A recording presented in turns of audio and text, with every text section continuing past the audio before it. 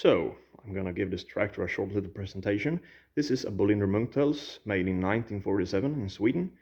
It is a two-cylinder hot bulb engine at 20 horsepower. It is a smaller version of this Bolinder Munktells Type 20. Also made, I think that one's made in 48, and this is 47.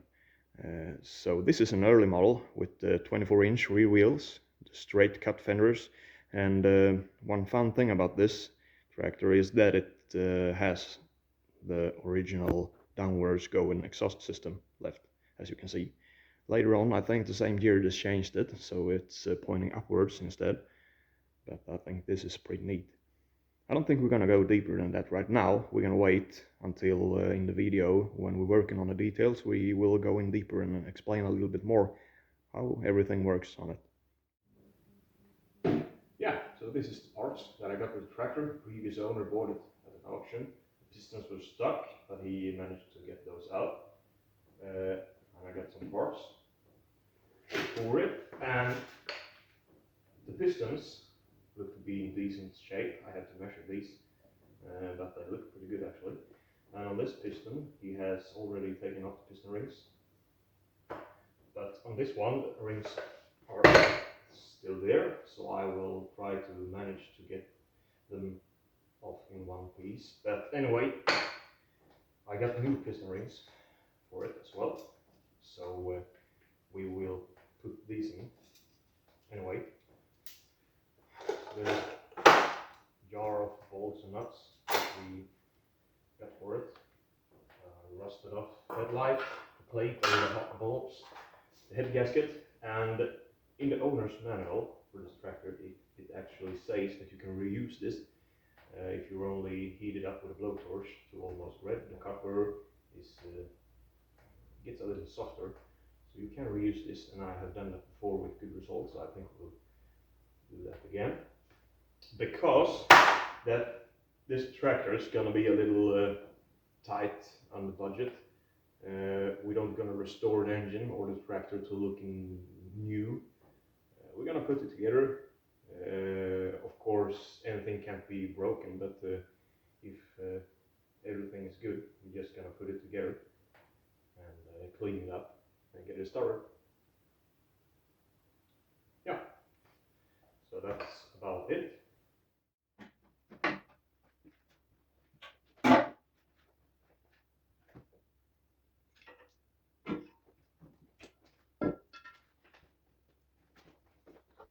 So as you can see here, the previous owner has just put these back on with one bolt, so they wouldn't disappear. So I think we'll get this off. I think we will see the crankshaft in here from this side. It's already open in the other side.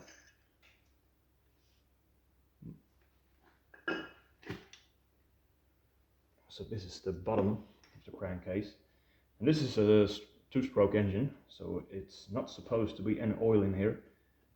You have the lubricator in the front of the engine, and the oil passes through these lines to lubricate all the bearings and the pistons and the cylinder and so on. So in the crankcase it should not be any oil besides of the oil that's dripping down and collects there, and you have to empty the crankcase every time before you start it. Here you can see the crankshaft bearing surface looks very good. Previous owner put grease on them, so that's a great idea. And the oil that collects here in the crankcase is supposed to go down through channels when the engine is running to a little space underneath to collect there instead of in the crankcase, so you can drain it out before or after a day's work with the tractor. So we're going to remove those and see if there is any debris. Here you can see the bottom of the crankcase, and this is two threaded holes there, and it should be two of these draining taps, one there and one there. And each time before you start the tractor you should drain the oil out. And the previous owner took them off, but I had those, so that's a good thing. But we will take this off anyway and see if we can get some of that debris out.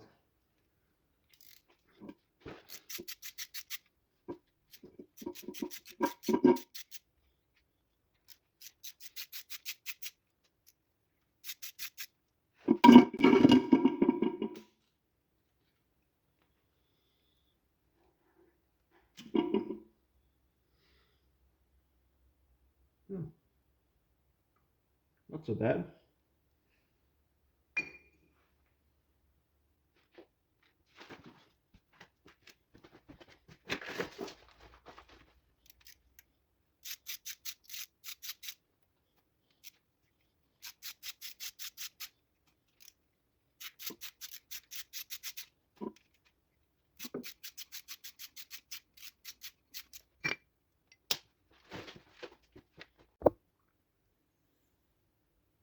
I kind of feel a little bit with this bent screwdriver if we have anything in the crankcase. There is an old leaf, I think.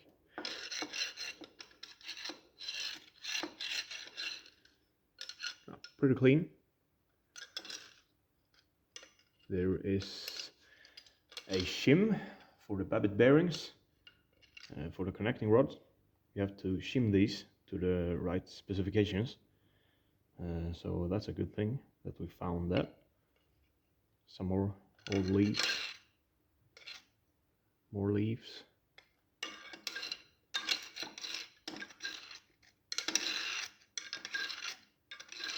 I think it's pretty clean now, besides of the old oil.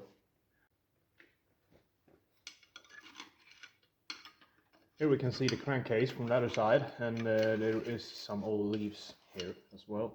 I think this side isn't standing open.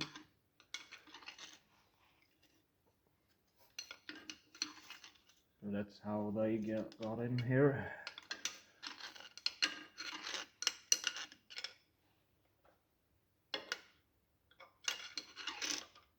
That one looks pretty clean.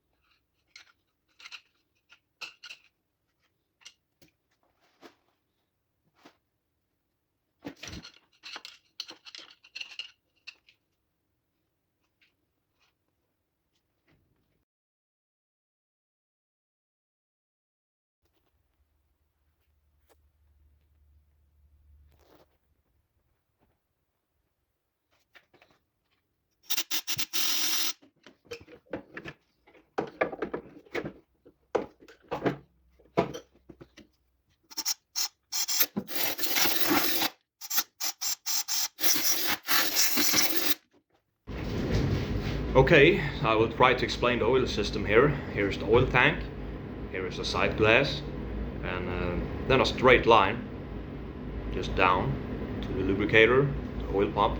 It has 6 outlets.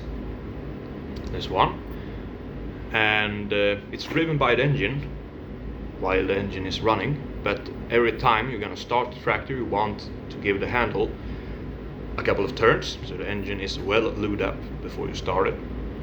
And the lines go out, loops the bearings, the cylinders and everything, so you don't have to do anything while the tractor is running.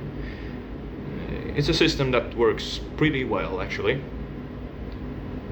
And yeah, we're gonna check the tank inside, see if there's any hope. A nice little filter. I'm gonna turn on the lights here, see if we can see anything. Bone dry. Actually looks very good. I don't think I have to clean that before pouring in some oil. So let's do that and see if it's okay.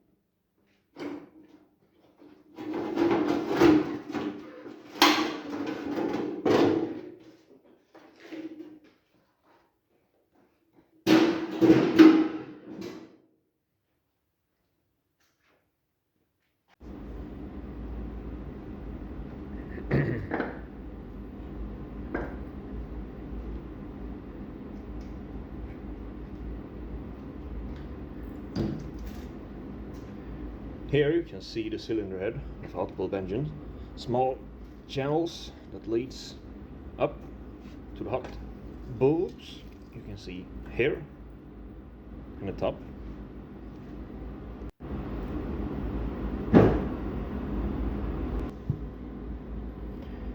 Yeah, and the cylinders, the previous owner put grease in them, not all the way down. That's a shame. But I don't think it's too bad anyway. Doesn't feel that bad.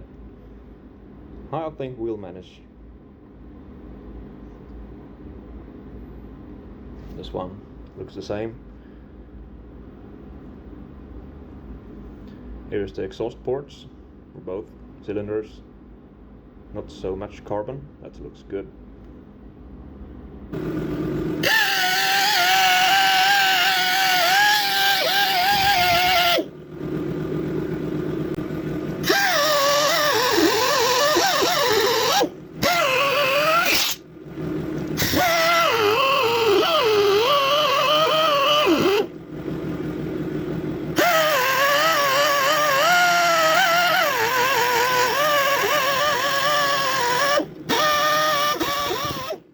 So this is a trick I've used before because my honing machine is not so big that I can use it on these cylinders. So I made this with a little bit of snug fit in the cylinders, just scrap wood and some sandpaper, a little bit of oil.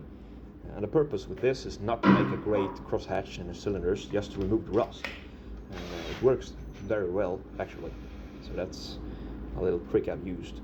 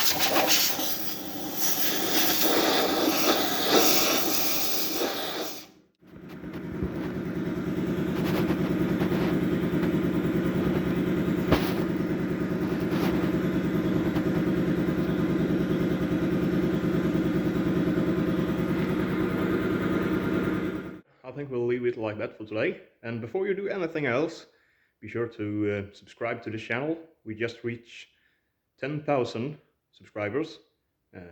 That's pretty fun. And I don't think startup is so far away for this tractor. Now the cylinders are in good shape, very usable. Threads are cleaned, the cooling channels are clean, and I cleaned out the crankcase once again because it was some debris that has been falling down while cleaning the cylinders. So that's okay too. And for the next time, we gonna check the pistons, make those ready, put new rings on, clean them up, and put those in, and startup will not be far away. I'm sure about that. So thanks for watching, and I see you next time, and yeah, have a great day. Thanks.